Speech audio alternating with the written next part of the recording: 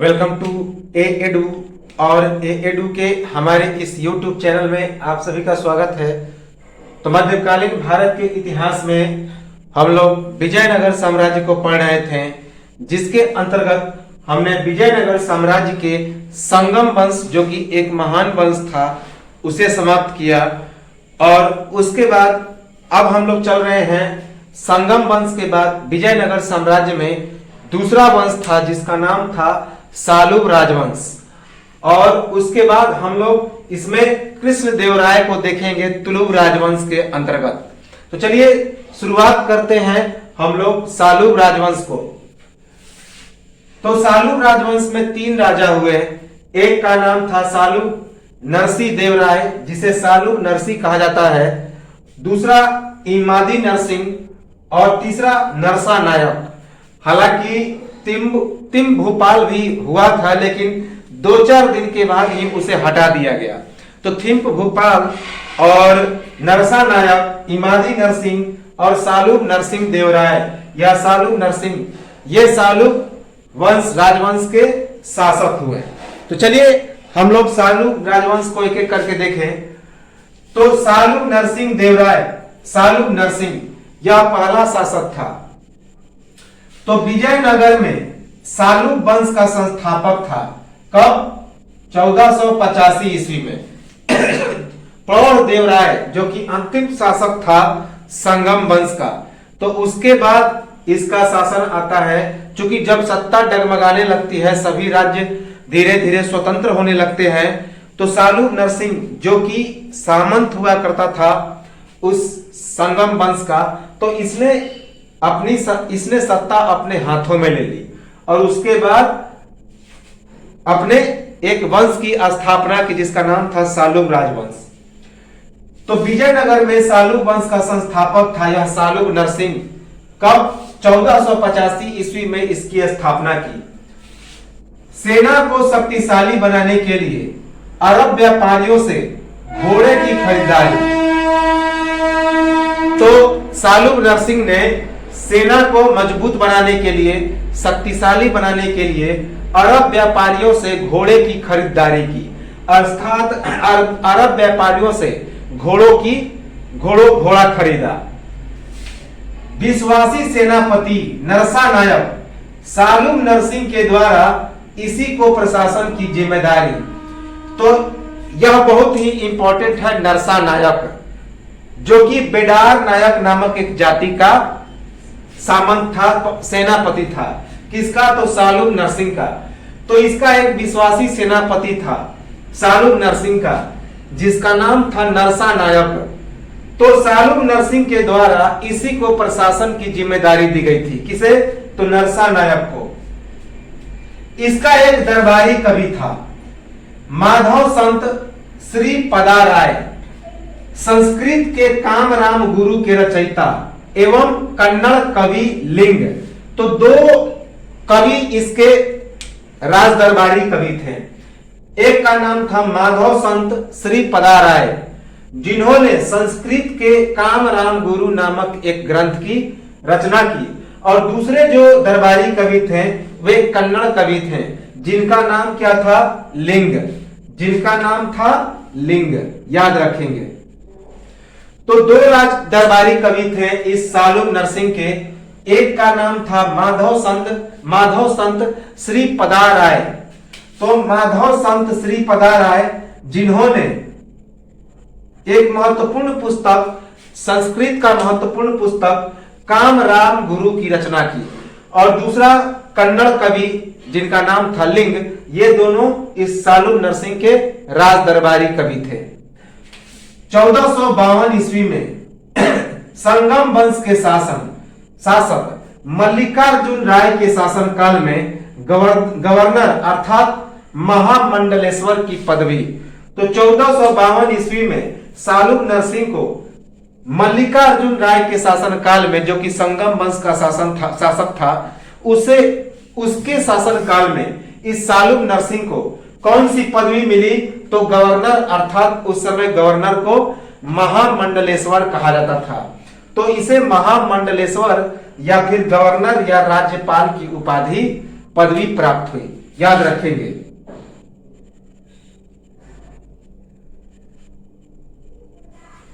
तो 1452 ईस्वी में संगम वंश के शासक मल्लिकार्जुन राय के शासन काल में इस सालुब नरसिंह को गवर्नर या राज्यपाल या फिर महामंडलेश्वर की उपाधि, महामंडलेश्वर की पद प्राप्त हुई।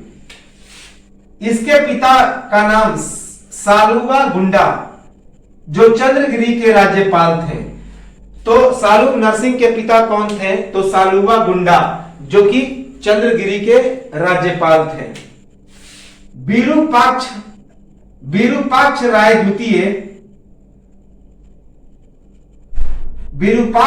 द्वितीय की हत्या और प्रौढ़देव राय की अराजकता और जनता की उपेक्षा के कारण विजयनगर की बागडोर अपने हाथों में ले लिया। तो जैसे ही विरूपाक्ष राय द्वितीय की हत्या हो जाती है और उसके बाद प्रौढ़देव राय का शासन आता है, तो उस प्रौढ़देव राय के शासन काल में संगम वंश में अर्थात विजयनगर में काफी अराजकता फैल गई थी और जनता इनके शासकों की उपेक्षा करने लगे थे।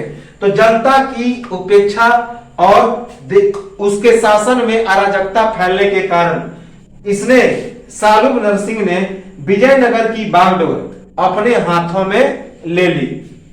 तो विरूपाक्ष राय द्वितीय की हत्या और प्रौढ़देव राय की अराजकता और जनता की उपेक्षा के कारण विजयनगर की बागडोर अपने हाथों में किसने? तो सालुब नरसिंह ने या फिर सालुब नरसिंह देवराय ने, पूरा नाम यही था। सालुब मूल रूप से कर्नाटक के कलचुरीस, ऐसा कहा जाता है कि ये जो सालुब वंश के शासक थे ये कर्नाटक के कलचुरी वंश के संबंधित थे। तो ये कर्नाटक के कलचुरीस थे कौन? तो सालुब जो थे मूल रूप से कर्नाटक के कलचुरीस थे। अपने 6 वर्ष के शासन काल में आंतरिक विद्रोहों को समाप्त करने की कोशिश। तो इसके समय, चूंकि यह उस समय बैठा था जब आंतरिक विद्रोह प्रारंभ होने लगे संगम राजवंश में, विजयनगर में, और उसके बाद कई सामंत, कई राष्ट्र स्वतंत्र होने लगे। तो इसी कारण इसने 6 वर्ष के शासन काल में कई सारे आंतरिक विद्रोहों को भी समाप्त करने की कोशिश की। किसने? तो सालुब नरसिंह ने। उड़ीसा के गजपति शासक पुरुषोत्तम गजपति के द्वारा पराजित एवं कैद तथा पुरुषोत्तम का उदयपुर किले पर कब्जा, कैद से मुक्ति के लिए उदयगिरी दिया। तो उड़ीसा के गजपति शासक पुरुषोत्तम गजपति ने इस सालुब नरसिंह को पराजित किया और उसे बंदी बना लिया और मुक्ति पाने के लिए अपने आप को मुक्ति पाने के लिए सालुब नरसिंह ने उदयगिरी का किला किसे दे दिया? तो पुरुषोत्तम गजपति को दे दिया। और इस प्रकार उदयगिरी किले पर किसका कब्जा हो गया? तो गजपति वंश का कब्जा हो गया। तो उड़ीसा के गजपति शासक पुरुषोत्तम गजपति के द्वारा पराजित एवं कैद या फिर बंदी हो गया तथा पुरुषोत्तम का उदयगिरी किले पर कब्जा और कैद से मुक्ति के लिए उदयगिरी को किसको दे दिया? तो इसे दे दिया गजपति शासक पुरुषोत्तम गजपति को। कालांतर में बंदी जीवन से मुक्त होने के बाद कर्नाटक के तुलुक प्रदेश पर विजय। तो जैसे ही बाद में बंदी जीवन से मुक्ति पाता है तो उसके बाद मुक्त होने के बाद कर्नाटक के तुलुक प्रदेश पर यह विजय प्राप्त करता है। तो कालांतर में बंदी जीवन से मुक्त होने के बाद कर्नाटक के तुलुक प्रदेश पर विजय प्राप्त करता है कौन? तो सालुब नरसिंह। 1491 ईस्वी में मृत्यु और उसका बड़ा पुत्र तिम्भूपाल को शासक बनाकर हटाया गया। तो जो तिम्भूपाल था 1491 ईस्वी में जैसे ही सालुब नरसिंह की मृत्यु होती है तो एक अयोग्य शासक था जिसका नाम था तिम्भूपाल या थिम्पुपाल। तो उसे शासक बनाकर हटा दिया गया। महज 3 से 4 दिन यह रहा, उसके बाद हटा दिया गया। तो इसके दो पुत्र थे, एक का नाम था थिम भूपाल और दूसरा नाम था इमादी नरसिंह। तो इमादी नरसिंह और थिम भूपाल, तो थिम भूपाल को शासक बनाकर हटा दिया गया, इसीलिए इसकी गिनती नहीं करते। तो उसके बाद अगला शासक बना इमादी नरसिंह। तो इमादी नरसिंह अगला शासक बनता है सालुब वंश का। 1491 ईस्वी में पिता सालुब नरसिंह की मृत्यु के बाद सालुब वंश का अगला शासक यह जो था थिम भूपाल का छोटा भाई था। याद रखेंगे, इसे थिम्पू भूपाल भी कहा जाता है। तो थिम्पू भूपाल का छोटा भाई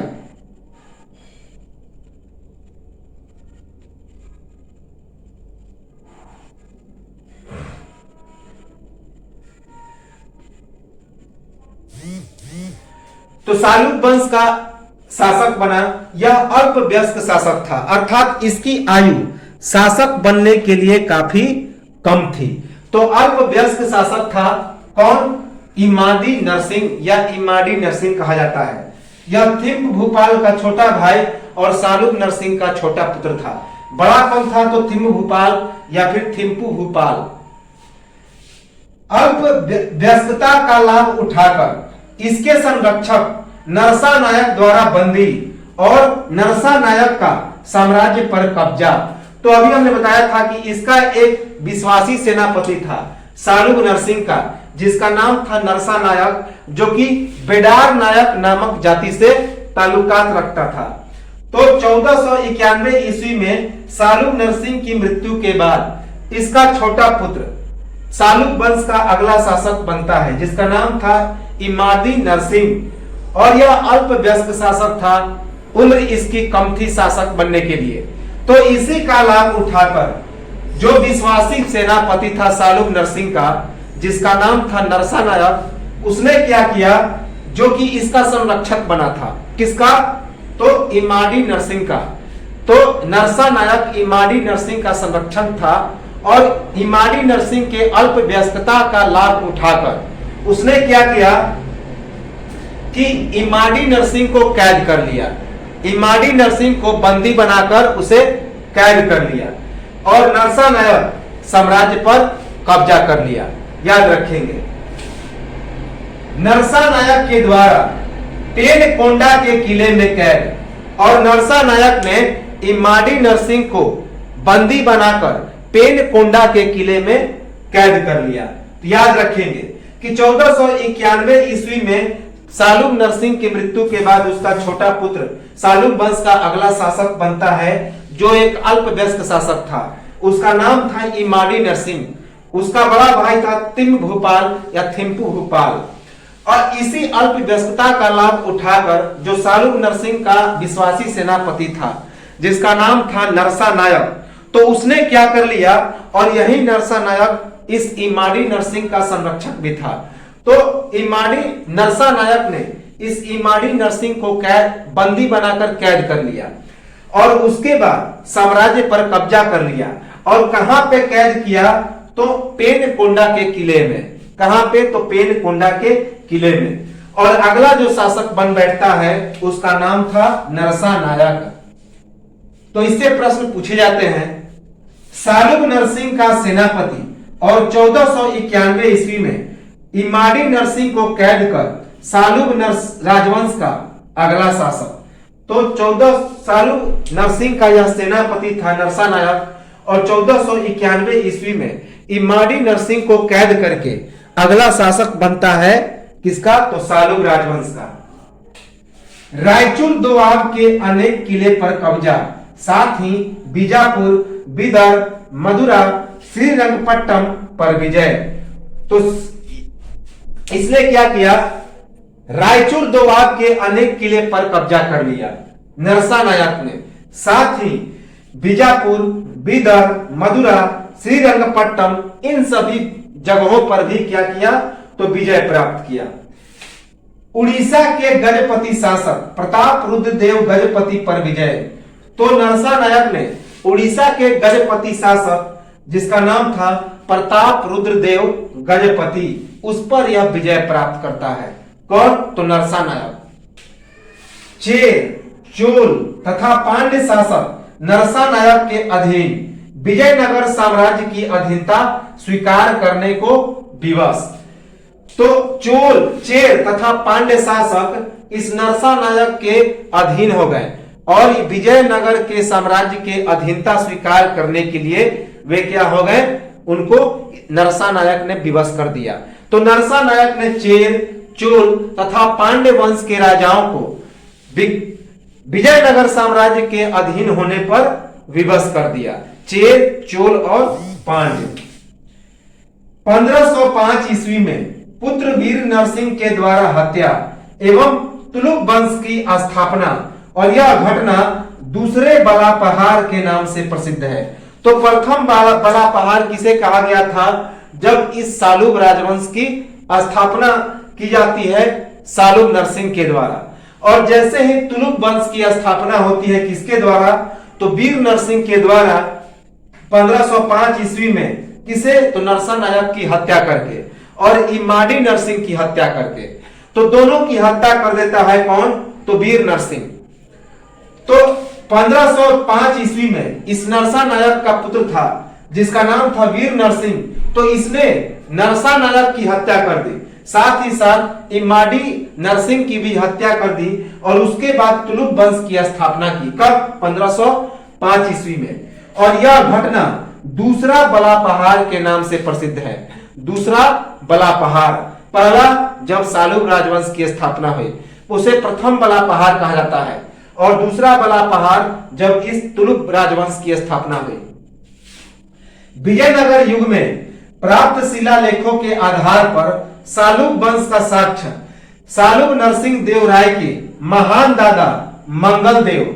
तो विजयनगर के युग में प्राप्त शिलालेखों के आधार पर सालुब वंश का प्रमुख साक्ष्य किसे माना जाता है, तो सालुब नरसिंह देव राय के महान दादा मंगल देव के साक्ष्य के आधार पर। तो सालुब वंश का जो साक्ष्य मिला है वह मंगल देव के रूप में मिला है, जो कि सालुब नरसिंह देव राय के दादा थे, जो कि विजयनगर के साम्राज्य में प्राप्त शिलालेखों से ऐसा पता चला है। मंगल देव का बुक्का राय प्रथम के द्वारा मदुरा विजय में महत्वपूर्ण योगदान, और सालुब वंश इन्हीं के वंशज। तो ये जो मंगल देव थे, बुक्का राय प्रथम के द्वारा जब मदुरा विजय का एक महत्वपूर्ण अभियान किया गया था बुक्का राय प्रथम के द्वारा, तो इस मंगल देव ने बुक्का राय प्रथम का सहयोग किया था, महत्वपूर्ण योगदान दिया था, और इसी के वंशज अब सालुब वंश थे। सालुब वंश के शासक इसी मंगल देव के वंशज थे, याद रखेंगे। तो इसके बाद यह तो था सालुब राजवंश। इसके बाद अगला राजवंश आता है, तीसरा राजवंश विजयनगर का, उसका नाम था तुलुक राजवंश। यह काफी प्रसिद्ध राजवंश था, क्योंकि इसी में से एक सबसे महत्वपूर्ण, जो कि विजयनगर के सबसे महत्वपूर्ण राजा जिसका नाम था कृष्ण देव राय, तो उनकी उत्पत्ति होती है। तो वीर नरसिंह, तो तुलुक राजवंश का पहला शासक कौन था, तो वीर नरसिंह। 1505 ईस्वी में पिता नरसा नायक की हत्या कर तुलुक वंश की स्थापना, इमाडी नरसिंह की भी हत्या। तो 1505 ईस्वी में वीर नरसिंह ने उस समय इमाडी नरसिंह की हत्या कर दी कैद में ही। नरसा नायक ने इमाडी नरसिंह को पेनकोंडा में कैद करके रखा था, तो इमाडी नरसिंह की हत्या कर दिया किसने, तो वीर नरसिंह ने। साथ ही साथ अपने पिता नरसा नायक की भी हत्या कर दी। कब, 1505 ईस्वी में। और उसके बाद यह अगला शासक बनता है, अगला वंश का स्थापना करता है, जिसका नाम था तुलुक राजवंश, 1505 ईस्वी। पूरा शासन आंतरिक विद्रोहों एवं आक्रमण से प्रभावित। तो वीर नरसिंह का जो पूरा शासन था वह आंतरिक विद्रोह और आक्रमणों से प्रभावित था। उसके समय कई बार आंतरिक विद्रोह और आक्रमण हुए। पुर्तगाली गवर्नर फ्रांसिस्को डी अल्मीरा के साथ उसके द्वारा लाए गए घोड़े खरीदने हेतु समझौता। तो याद रखेंगे कि जब यह विजयनगर साम्राज्य चल रहा था तो उस समय भारत में पुर्तगालियों का आगमन हो चुका था और उस समय भारत में पुर्तगाली गवर्नर कौन था? तो फ्रांसिस्को डी अल्मीडा, याद रखेंगे। तो पुर्तगाली गवर्नर फ्रांसिस्को डी अल्मीडा के साथ इस वीर नरसिंह का एक समझौता हुआ। क्या समझौता हुआ? तो फ्रांसिस्को डी अल्मीडा अपने साथ घोड़े, बहुत सारे पुर्तगाली घोड़े लाए हुए था, अरबी घोड़ा भी लाया हुआ था, तो उसे खरीदने का एक समझौता हुआ।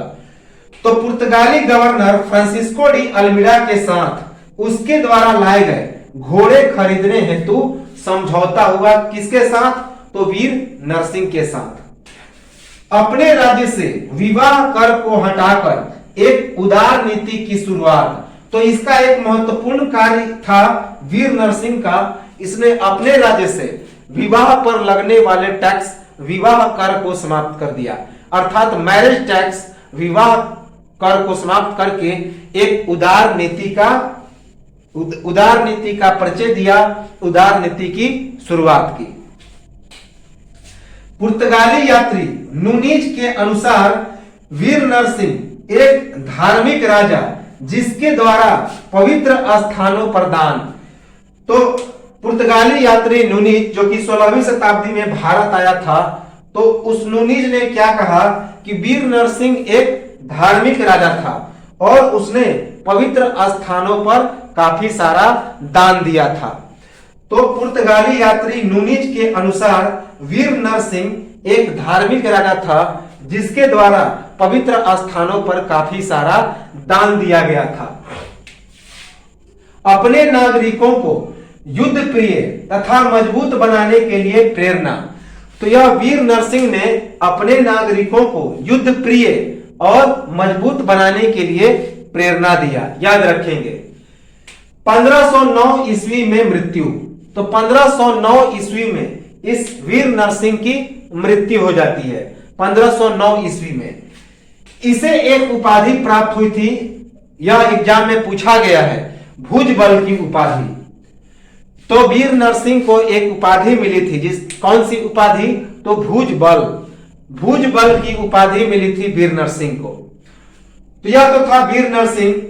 इसके बाद आता है तुलुक राजवंश का अगला शासक जिसका नाम था कृष्णदेव राय। इसके बारे में कई कहानियां और किस्से प्रचलित है, कई टीवी सीरियलों में भी इसे दिखाया गया है, कई किताब इसके बाजारों में भी मिलते हैं राजा कृष्णदेव राय के संबंधित, जो एक महान शासक था इस पूरे विजयनगर साम्राज्य का, ऐसा इतिहासकारों का कहना है। क्योंकि इस कृष्णदेव राय के साम्राज्य में जितना बड़ा विजयनगर का साम्राज्य था, वह किसी हिंदू शासक के साम्राज्य में इतना बड़ा शासन नहीं था। तो कृष्णदेव राय वीर नरसिंह का पुत्र एवं 1509 ईस्वी में तुलुक राजवंश का अगला शासक। कुछ इतिहासकारों के अनुसार विजयनगर साम्राज्य का महान शासक था। तो वीर नरसिंह का पुत्र था कृष्णदेव राय और 1509 ईस्वी में तुलुक वंश का अगला शासक बना। कुछ इतिहासकारों का मानना है कि विजयनगर साम्राज्य का यह सबसे महान शासक था और इसका राज्याभिषेक 8/8/1509 ईस्वी को हुआ था। यह भी पूछा गया फैक्ट है, अर्थात 8 अगस्त 1509 ईस्वी को कृष्णदेव राय का राज्याभिषेक हुआ था। 8/8/1509 यानी कि 8 अगस्त 1509। तो 1509 ईस्वी में वीर नरसिंह का पुत्र कृष्णदेव राय तुलुक राजवंश का अगला शासक बना और कुछ इतिहासकारों के अनुसार यह कृष्णदेव राय विजयनगर साम्राज्य का सबसे महानतम शासक था, जिसका राज्याभिषेक 8 अगस्त 1509 ईस्वी को हुआ। न केवल आंतरिक नियम कानून का पुनर्स्थापना बल्कि विजयनगर के पुराने प्रतिद्वंदियों के साथ समझौता, उदाहरण स्वरूप बहमनी साम्राज्य के उत्तराधिकारी राज्य और उड़ीसा के राज्य, जिनका विजयनगर के बहुत सारे क्षेत्रों पर कब्जा था। तो विजयनगर के पुराने प्रतिद्वंदियों के साथ भी इसने समझौता किया और साथ ही साथ आंतरिक नियम कानून की भी इसने पुनर्स्थापना की। तो कृष्णदेव राय ने न केवल आंतरिक नियम कानूनों की पुनर्स्थापना की, बल्कि पुराने प्रतिद्वंदियों के साथ भी समझौता किया, जैसे कि बहमनी साम्राज्य के उत्तराधिकारी साम्राज्य और उड़ीसा के राज्य, जिनका विजयनगर के बहुत सारे क्षेत्रों पर कब्जा था। ये सभी विजयनगर के पुराने प्रतिद्वंदी थे, बहमनी और उड़ीसा। तो इन सभी क्षेत्रों के साथ भी इसने क्या किया, तो समझौता किया और आंतरिक नियम कानूनों की भी इसने पुनर्स्थापना की। अर्थात जो इंटरनल लॉ एंड ऑर्डर था उसको तो इसने बरकरार ही रखा, साथ ही साथ अपने दुश्मनों के साथ भी इसने क्या किया, तो संधि और समझौता की नीति अपनाई। क्योंकि यह इतना महान शासक था कि उड़ीसा और जो बहमनी थे इससे काफी क्या थे, तो संधि करने में ही भलाई समझते थे। इसे बहुत सारी उपाधियां प्राप्त हुई। आंध्र भोज, अभिनव भोज, विष्णुचित। अभिनव भोज इसलिए उसे प्राप्त हुई क्योंकि वह बहुत विद्वान शासक था। तो विद्वान शासक होने के कारण अभिनव भोज, याद रखेंगे।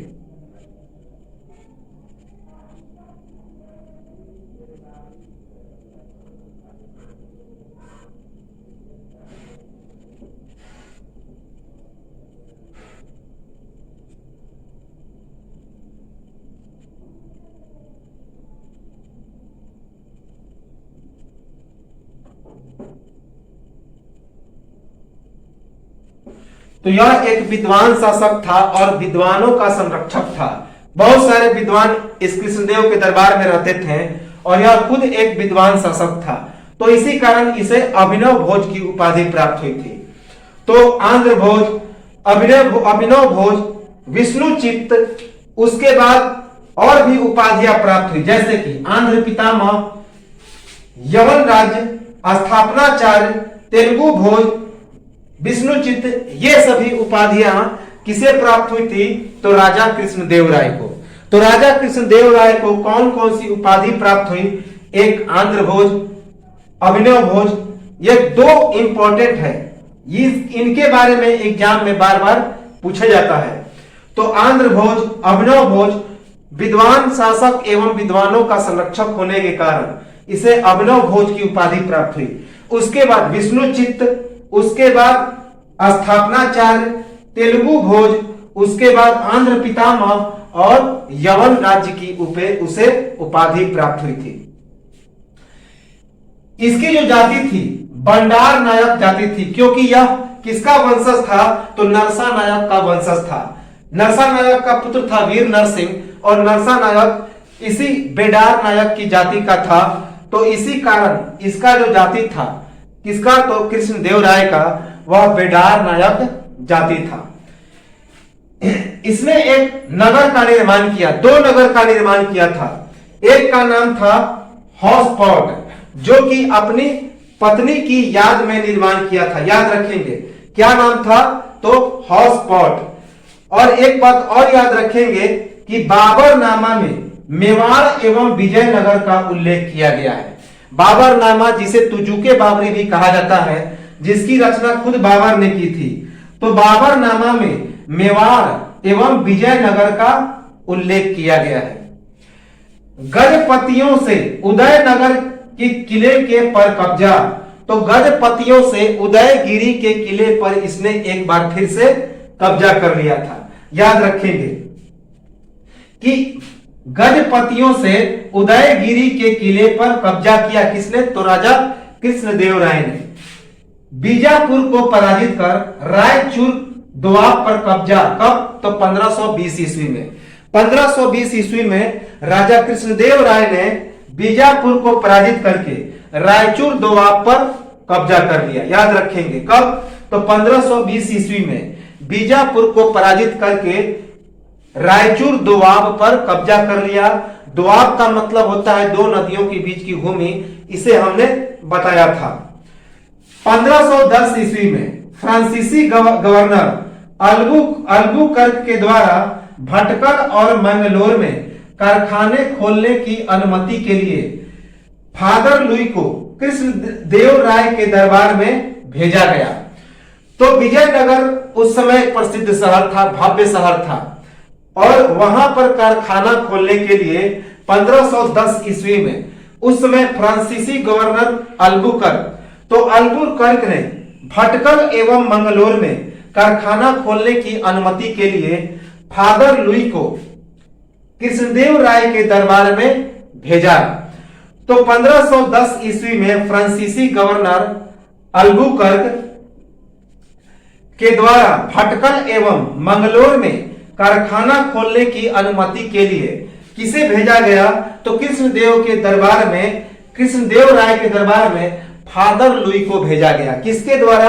तो फ्रांसीसी गवर्नर अल्बुकर्क के द्वारा गया। याद रखेंगे, कृष्णदेव राय के दरबार में पुर्तगाली यात्री काफी इंपॉर्टेंट है। तो कृष्णदेव राय के दरबार में पुर्तगाली यात्री बरबोसा और डोमिनिगो पायस का आगमन। तो कृष्णदेव राय के दरबार में दो पुर्तगाली यात्री आए थे, एक का नाम था बारबोसा और दूसरे का नाम था डोमिनिगो पायस। तो इसके दरबार में, तो राजा कृष्णदेव राय के दरबार में पुर्तगाली यात्री बारबोसा और डोमिनिगो पायस क्या किए? तो आए। विवाह कर को समाप्त कर विधवा विवाह का प्रोत्साहन। तो राजा कृष्णदेव राय ने विवाह कर को समाप्त कर दिया था और उसके बाद विधवा विवाह को उसने प्रोत्साहित किया। हालांकि वीर नरसिंह ने ही विवाह कर को क्या किया था? तो समाप्त कर दिया था। तो याद रखेंगे कि विवाह कर को समाप्त कर विधवा विवाह को प्रोत्साहित किया राजा कृष्णदेव राय ने। शतरंज का एक उत्तम खिलाड़ी। तो राजा कृष्णदेव राय किस खेल से संबंधित रखते थे? तो शतरंज से। ये शतरंज के एक उत्तम खिलाड़ी थे। बाबर द्वारा लिखित तुजुके बाबरी या बाबरनामा में बाबर के द्वारा कृष्णदेव राय को भारत का सर्वाधिक शक्तिशाली शासक की संज्ञा। तो उस समय के जो सबसे शक्तिशाली हिंदू शासक थे, तो किसे बताया गया? तो बाबर ने विजयनगर साम्राज्य के महान शासक कृष्णदेव राय को अपनी पुस्तक तुजुके बाबरी में, तो बाबर द्वारा लिखित तुजुके बाबरी या फिर बाबरनामा में कृष्णदेव राय को उस समय का सबसे शक्तिशाली हिंदू सम्राट कहा गया। याद रखेंगे कि भारत का सर्वाधिक शक्तिशाली शासक की संज्ञा दी गई। किसमें? तो बाबर के द्वारा। बाबर ने अपनी पुस्तक बाबरनामा में यह बात लिखी कि उस समय भारत का सबसे सर्वाधिक शक्तिशाली हिंदू शासक कौन था? तो वह था राजा कृष्णदेव राय। हालांकि बाबर ने पूरे हिंदू सम्राट में इसे सबसे शक्तिशाली बताया। किसे? तो राजा कृष्णदेव राय को। विठल स्वामी मंदिर और हजार राम मंदिर का निर्माण। तो राजा कृष्णदेव राय ने विठल स्वामी मंदिर, हजार राम मंदिर और चिदंबरम मंदिर का निर्माण किया। तो 3 मंदिरों का निर्माण किया राजा कृष्णदेव राय ने। एक का नाम था, जिसका नाम विठल स्वामी मंदिर, यह पूछा गया है कई बार। दूसरा मंदिर हजार राम मंदिर, हजारा राम मंदिर, और तीसरा चिदंबरम का मंदिर। तो 3 मंदिरों का निर्माण किया राजा कृष्णदेव राय ने।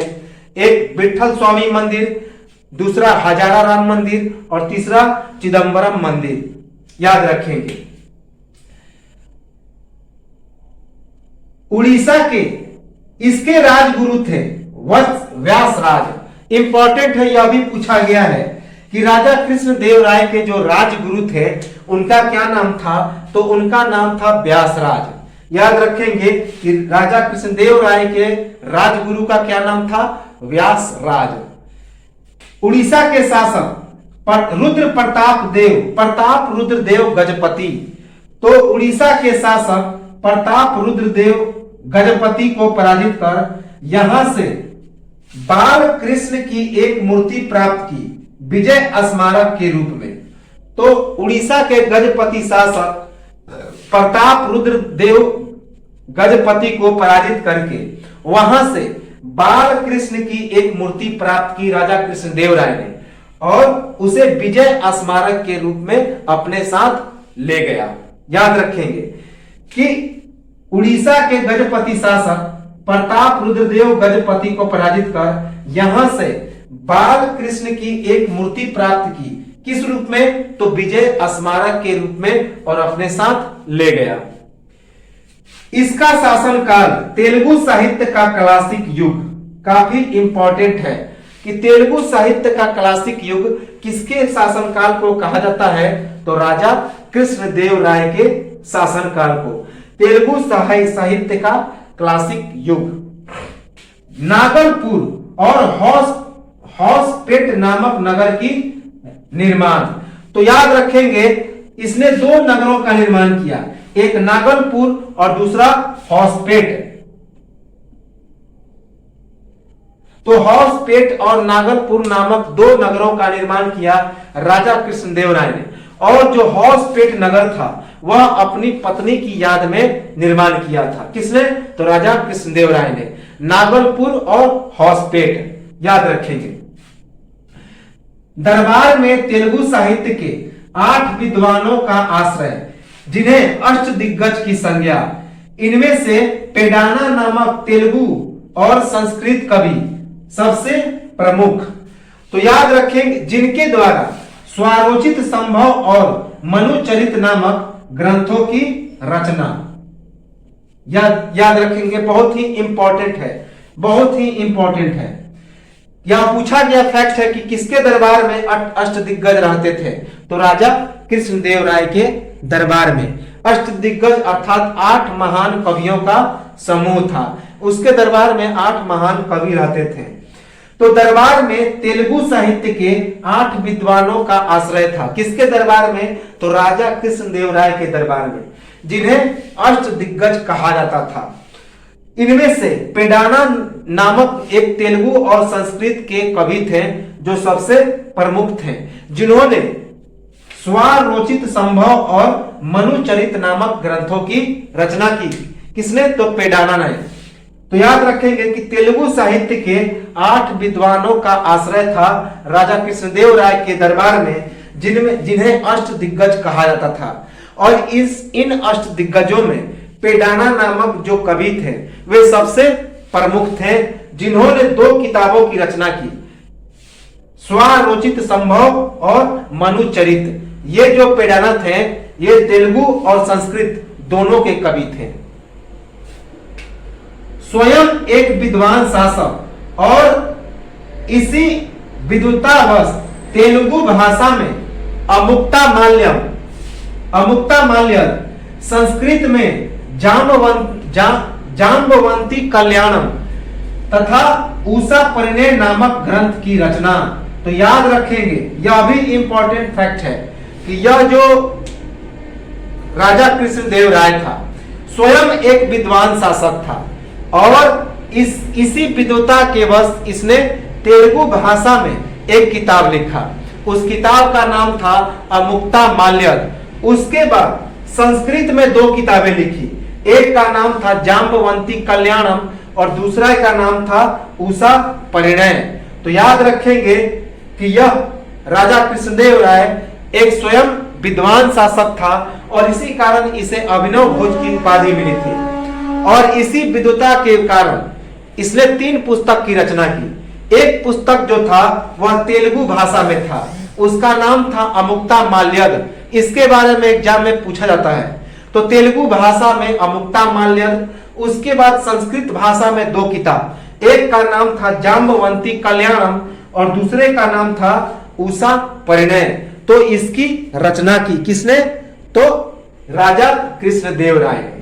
तो यह तो था राजा कृष्णदेव राय के बारे में कुछ फैक्ट। इसको हम लोग कंटिन्यू करेंगे और इसके बाद राजा कृष्णदेव राय को आगे बढ़ाएंगे और जो अंतिम राजवंश था अराविडु उसे समाप्त करेंगे।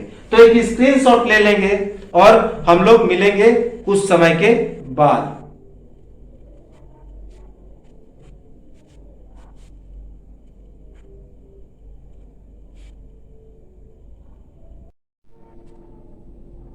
Welcome back again. तो चलिए एक बार फिर से इस विजयनगर साम्राज्य को हम लोग कंटिन्यू करें और इस महान राजा जिसका नाम था राजा कृष्णदेव राय, उसे हम लोग कंटिन्यू करते हैं।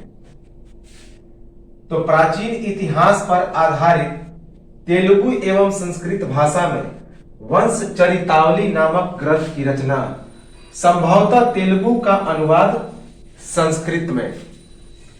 तो इस कृष्णदेव राय ने प्राचीन इतिहास पर आधारित तेलुगु और संस्कृत में वंश चरितावली नामक एक ग्रंथ की रचना की।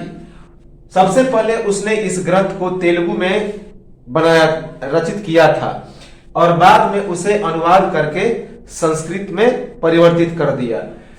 तो प्राचीन इतिहास पर आधारित तेलुगु एवं संस्कृत भाषा में वंश चरितावली नामक ग्रंथ की रचना की किसने? तो कृष्णदेव राय ने। यह संभवतः तेलुगु का अनुवाद था, पहले तेलुगु में था और बाद में उसे संस्कृत में अनुवाद किया गया। प्रसिद्ध इतिहासकार तेजपाल सिंह धामा के द्वारा राजा कृष्णदेव राय के जीवनी पर हिंदी भाषा में आंध्र भोज नामक प्रामाणिक उपन्यास की रचना। तो राजा कृष्णदेव राय के जीवन पर प्रसिद्ध इतिहासकार तेजपाल सिंह धामा ने हिंदी भाषा में एक प्रामाणिक उपन्यास की रचना की, याद रखेंगे। तो प्रसिद्ध इतिहासकार तेजपाल सिंह धामा के द्वारा कृष्णदेव राय के जीवनी पर हिंदी भाषा में आंध्र भोज नामक एक प्रामाणिक उपन्यास की रचना की गई। याद रखेंगे, आंध्र भोज की संज्ञा किसे दी गई थी? तो राजा कृष्णदेव राय को। और इसी संज्ञा के नाम पर एक पुस्तक की भी रचना हुई जिसका नाम था आंध्र भोज। यह रचना तेजपाल सिंह धामा के द्वारा की गई। किस भाषा में? तो हिंदी भाषा में।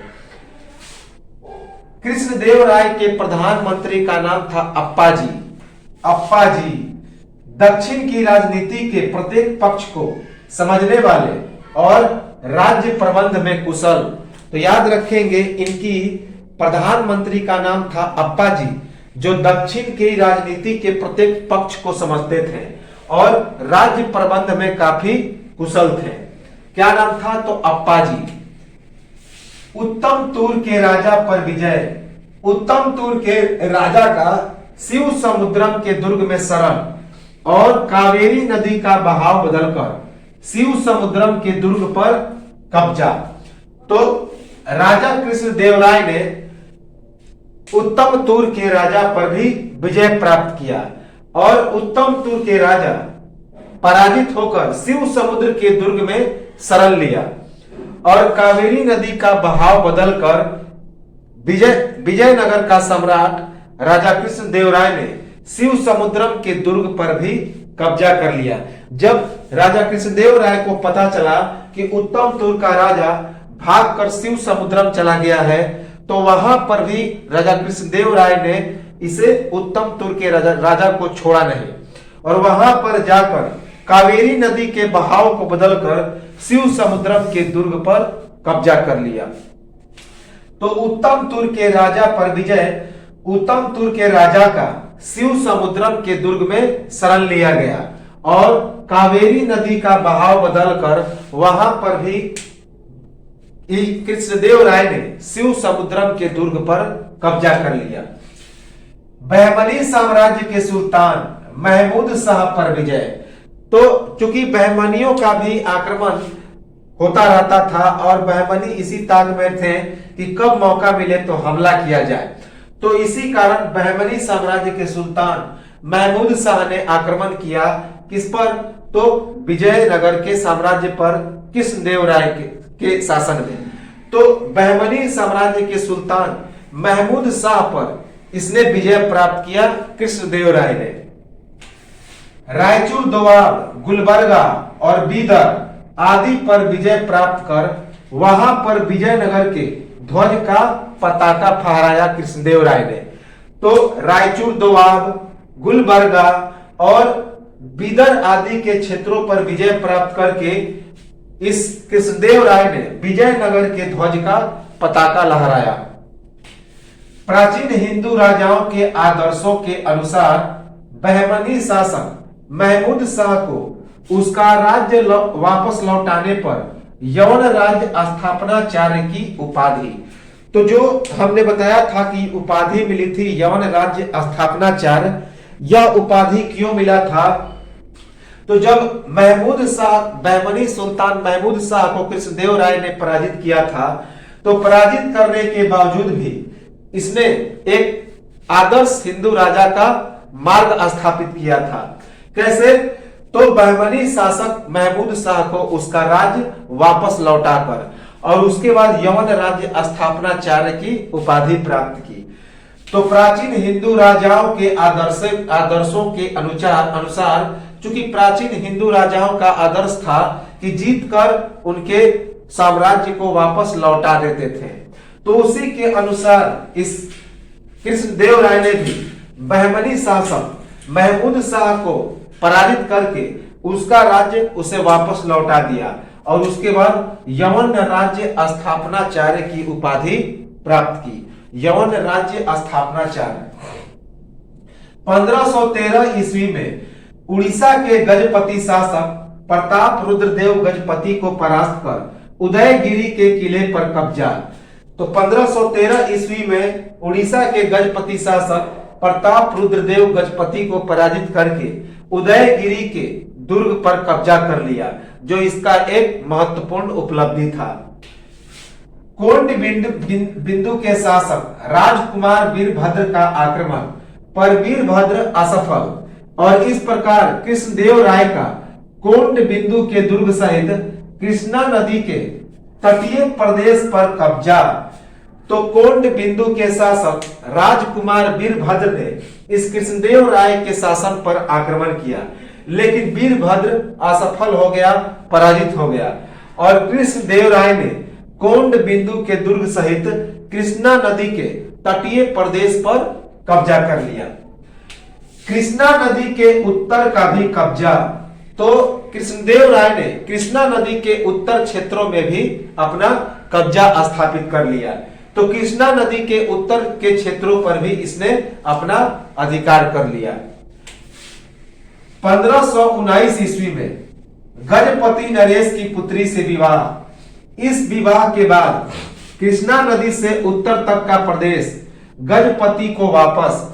तो गजपति नरेश, जिसका नाम था प्रताप रुद्रदेव गजपति, तो उसे पराजित करके उदयगिरी के दुर्ग पर कब्जा कर लिया था कृष्णदेव राय ने। लेकिन जब 1519 ईस्वी में गजपति नरेश प्रताप रुद्रदेव गजपति की पुत्री से विवाह करता है, तो इस विवाह के बाद कृष्णा नदी से लेकर उत्तर तक का प्रदेश वह गजपति को वापस कर देता है, क्योंकि जब शादी हो गया तो वे संबंधी बन गए।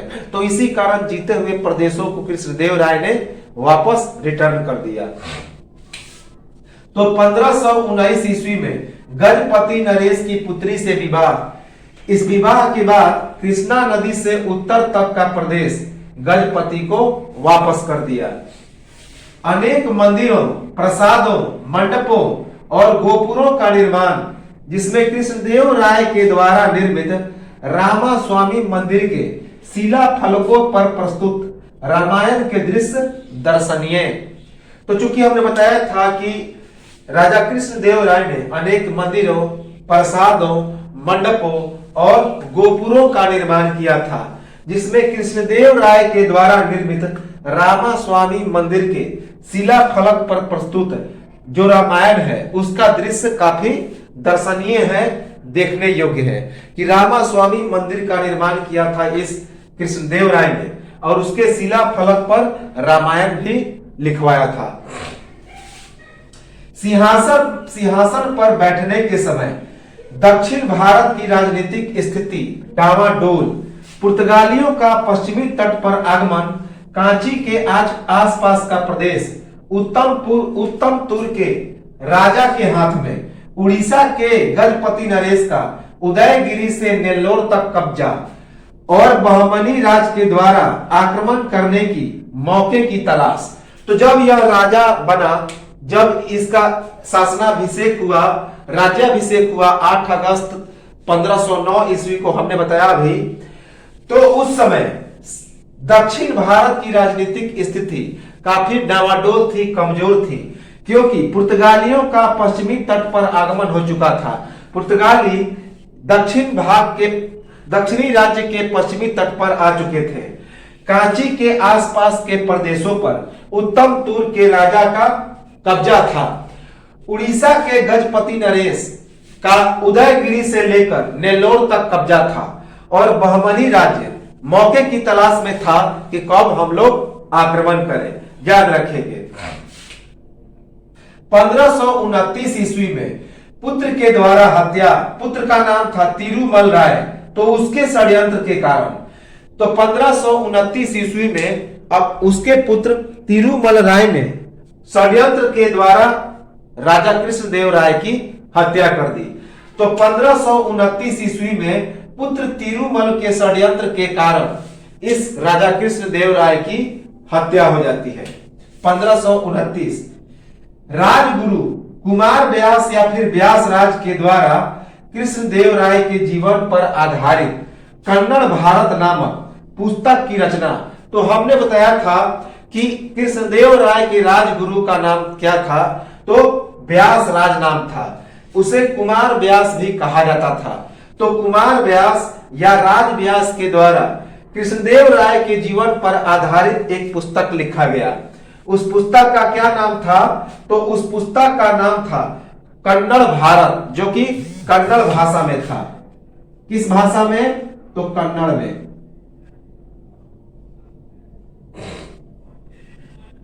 याद रखेंगे कि कन्नड़ भाषा में एक पुस्तक लिखा गया कृष्णदेव राय के राजगुरु, जिसका नाम था कुमार व्यास या व्यास राज। तो उस पुस्तक का नाम था कन्नड़ भारत, जो कि इनके जीवन पर आधारित था। किसके, तो कृष्णदेव राय के।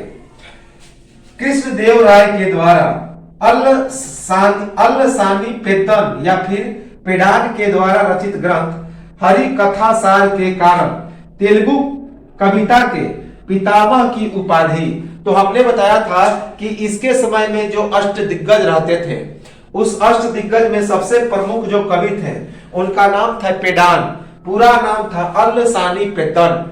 तो अल्लसानी पेद्दन या पेडान, उन्होंने एक महत्वपूर्ण पुस्तक हरि कथा सार की रचना की। किस पुस्तक, हरि कथा सार, जो कि तेलुगु भाषा में है। तो इसी कारण उन्हें तेलुगु कविता का पितामह कहा गया। तेलुगु कविता के पितामह की उपाधि मिली, तेलुगु कविता के दादा या तेलुगु कविता के पितामह की उपाधि मिली। इसके अष्ट दिग्गज कौन कौन से थे, तो कृष्णदेव राय के अष्ट दिग्गज कौन थे, तो पेडान, अभी हमने बताया पेडान ने एक किताब लिखा जिस हरि कथा सार। दो किताब और उन्होंने लिखा था, एक मनुचरित और एक स्थापनो साध्याय, जो कि हमने बताया अभी। तो अष्ट दिग्गज थे पेडान। दूसरा नंदित तिम्मन, नंदित तिम्मन ने परिजात हरण नामक पुस्तक की रचना की। कौन सी, तो परिजात हरण। उसके बाद भट्ट मूर्ति, तो भट्टू मूर्ति इन अलंकार शास्त्र से संबंधित पुस्तक नरस भूपालियम की रचना। तो भट्टी मूर्ति ने किस शैली में, तो अलंकार शैली से संबंधित एक पुस्तक की रचना की, जिसका नाम था नरस भूपालियम। उसके बाद धुरजटी, तीसरे जो कवि थे उनका नाम था धुरजटी। कालहस्ती महात्म्य नामक पुस्तक की रचना। तो धुरजटी ने कालहस्ती महात्म्य नामक पुस्तक की रचना की थी। उसके बाद मध्यमगरी मल्लन, तो मध्यमगरी मल्लन इन्होंने राजशेखर चरित नामक पुस्तक की रचना की थी।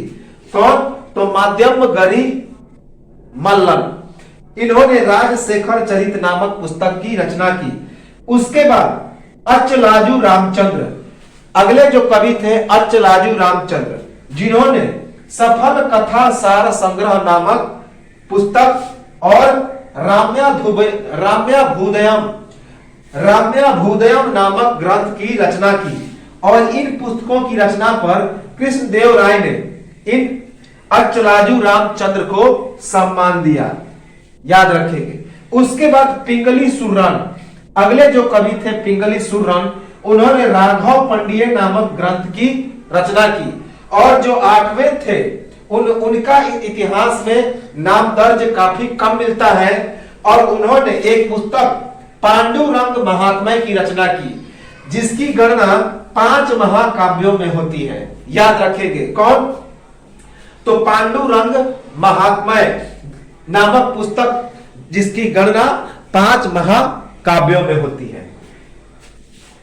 प्राचीन मंदिरों का जीर्णोद्धार, नए मंदिर एवं गोपुरों का निर्माण, विजयनगर स्थापत्य शैली की शुरुआत, जिसके उदाहरण रामेश्वरम से राजमहेंद्रम अनंतपुर तक।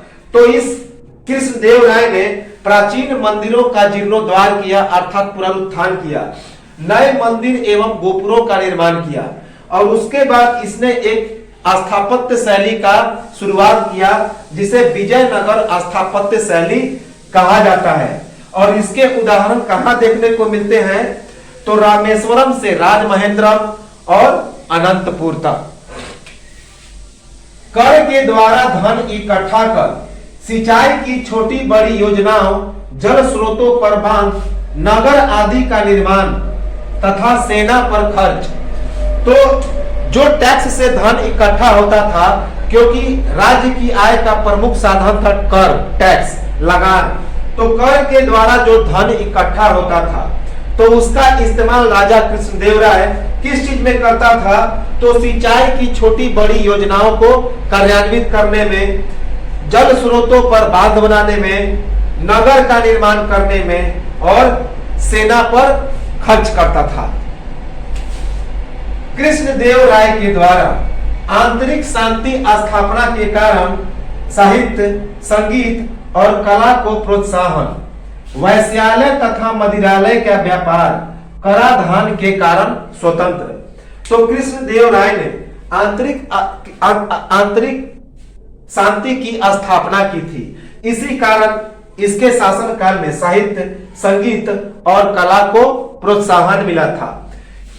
राजा कृष्णदेव राय ने वैश्यालय और मदिरालय का व्यापार करने का स्वतंत्र घोषित कर दिया था, अर्थात इसने वैश्यालय और मदिरालय को स्वतंत्र कर दिया था, क्योंकि कराधान के कारण, क्योंकि उससे टैक्स मिलता था, कर मिलता था। तो उसके समय वैश्यालय और मदिरालय का व्यापार स्वतंत्र था टैक्स देने के कारण। अजय सेनापति, कुशल संगठक, प्रजारंजक प्रशासक, परम भक्त और कवि। तो यह कृष्णदेव राय एक अजय सेनापति था, अर्थात कभी हारने वाला नहीं सेनापति था। कुशल संगठक था, प्रजारंजक प्रशासक था, अर्थात प्रजा को हित को देखते हुए वह प्रशासन करता था। परम भक्त और कवि भी था। सबसे महत्वपूर्ण एवं कठिन उपलब्धि, रायचूर दोआब पर विजय। इस युद्ध के बाद विश्व का महानतम सेना नायक और अवतार की उपाधि। तो इस राजा कृष्णदेव राय का सबसे महत्वपूर्ण और कठिन उपलब्धि था रायचूर दोआब पर विजय, और इस युद्ध के बाद इसे विश्व का महानतम सेना नायक और अवतार की उपाधि प्राप्त हुई। याद रखेंगे। एक घटना के अनुसार एक मुस्लिम दरबारी सीधे मणिकर को 50,000 सोने के सिक्के देकर घोड़ा खरीदने के लिए गोवा भेजा। किसके पास? पुर्तगालियों के पास। पर मणिकर अली आदिल शाह प्रथम के यहां भाग गया और सुल्तान अली आदिल शाह ने उसे वापस भेजना अस्वीकार कर दिया। और इस प्रकार कृष्णदेव राय ने बीदर, बरार तथा गोलकुंडा के समर्थन से 10 लाख सैनिकों, 6,000 घुड़सवार, 4,000 पैदल, 300 गज सेना अर्थात हाथी सेना कृष्णा नदी के तट पर 19 मई 1520 ईस्वी को इतने सारे सेनाओं के साथ 19 मई 1520 ईस्वी को अली आदिल शाह को पराजित किया। पर अली आदिल शाह के द्वारा तोप खाने का प्रयोग करने के कारण कृष्णदेव राय को पीछे हटना पड़ा, लेकिन बाद में कृष्णा नदी को पार करके रायचूर दोआब पर एक बार फिर से इस विजय कृष्णदेव राय ने कब्जा कर लिया। तो एक घटना था कि इसने मुस्लिम दरबारी सीधे मरिकर को 5,000 सोने के सिक्के देकर गोवा के पुर्तगालियों के पास घोड़ा खरीदने के लिए भेजा। हमने बताया था अल्मीडा के पास, फ्रांसिस्को डी अल्मीडा उस समय गवर्नर था। अली आदिल शाह के यहां भाग जाता है। यह घोड़ा खरीदने के बजाय मरिकर अली आदिल शाह के दरबार में भाग गया और सुल्तान अली आदिल शाह ने उसे वापस भेजने का प्रयास नहीं किया, अस्वीकार कर दिया। तो इसी कारण कृष्णदेव राय ने बीदर, बरार और गोलकुंडा के समर्थन से 10 लाख सैनिकों, जिसमें 6,000 घुड़सवार, 4,000 पैदल सेना, 300 हाथी सेना को लेकर कृष्णा नदी के तट पर 19 मई 1520 ईस्वी को अली आदिल शाह के विरुद्ध हमला किया और अली आदिल शाह पराजित हो गया और अली आदिल शाह ने तोपखाने का प्रयोग करके कृष्णदेव राय को पीछे भगा दिया, पीछे हटने पर मजबूर कर दिया। लेकिन बाद में कृष्णा नदी को पार करके एक बार फिर से रायचूर पर इसने कब्जा कर लिया। बंजर एवं जंगली भूमि को कृषि योग्य बनाने का प्रयत्न। तो कृष्णदेव राय ने बंजर एवं जंगली भूमि को कृषि योग्य भूमि बनाया। इसके दरबार में आए एक इतालवी यात्री पायस के अनुसार कृष्णदेव राय एक महान एवं न्यायप्रिय एवं क्रोधी शासक और प्रजा कल्याणकारी शासक। तो इसके दरबार में एक इटली का यात्री, इतालवी यात्री जिसका नाम था पायस, यह भी आया था और इसने कृष्णदेव राय को एक महान और न्यायप्रिय शासक बताया और क्रोधी शासक भी बताया, क्रोधी, और साथ ही साथ प्रजा कल्याणकारी शासक भी बताया। तेलुगु साहित्य आमुक्त माल्यद। तो राजा कृष्णदेव राय ने तेलुगु साहित्य आमुक्त माल्यद की रचना की थी, जिसने विष्णु वित्तीय भी कहा जाता है। विष्णु वित्तीय जो 5 महाकाव्यों में से एक था, में अलवार विष्णु चित्त के जीवन, वैष्णव दर्शन पर उनकी व्याख्या और उनकी गोद में ली हुई बेटी गोद्दा और भगवान रंगनाथ के बीच का वर्णन तथा इस ग्रंथ में राजस्व के विनियोजन एवं अर्थव्यवस्था के विकास पर बल दिया गया। इस किताब में लिखा गया है कि राजा को तालाबों और सिंचाई के अन्य साधनों तथा अन्य कल्याणकारी कार्यों के द्वारा प्रजा को संतुष्ट रखना चाहिए। तो तेलुगु साहित्य जिसकी रचना की थी इस कृष्णदेव राय ने, उसका नाम था अमुक्ता माल्यद, जिसे विष्णु वित्तीय भी कहा जाता है। तो इस जो एक 5 महाकाव्यों में से एक है। तो इस किताब में अलवार, हमने बताया था कि जो विष्णु धर्म का अनुयायी होते हैं उन्हें अलवार कहा जाता है। तो अलवार विष्णु चित्त के जीवन पर आधारित यह पुस्तक है और यह पुस्तक वैष्णव दर्शन पर इसमें व्याख्या की गई है और विष्णु के गोद में ली हुई बेटी गोदा और भगवान रंगनाथ के बीच का इसमें वर्णन है। साथ ही इस ग्रंथ में राजस्व के विनियोजन और अर्थव्यवस्था के विकास पर भी बल दिया गया है। इस किताब में लिखा गया है कि राजा को तालाबों और सिंचाई के अन्य साधनों तथा अन्य कल्याणकारी कार्यों के द्वारा प्रजा को संतुष्ट रखना चाहिए। तो यह तो था आज का वीडियो। इसके बाद अगले वीडियो में इसे हम लोग कंटिन्यू करेंगे और यह अगले वीडियो में पूरा जो राजवंश है विजयनगर साम्राज्य यह समाप्त हो जाएगा। इसके बाद कला प्रशासन इन सभी को देखेंगे। तब तक